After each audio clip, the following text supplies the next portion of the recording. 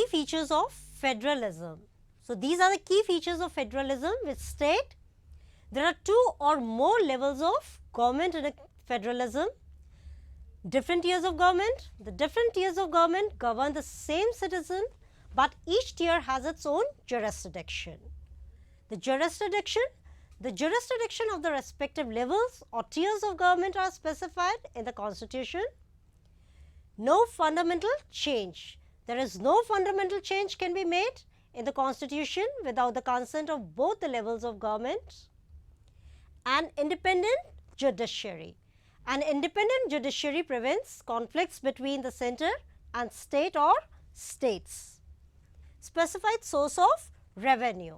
Each level of government has clearly specified sources of revenue. So, these were all the key features of federalism.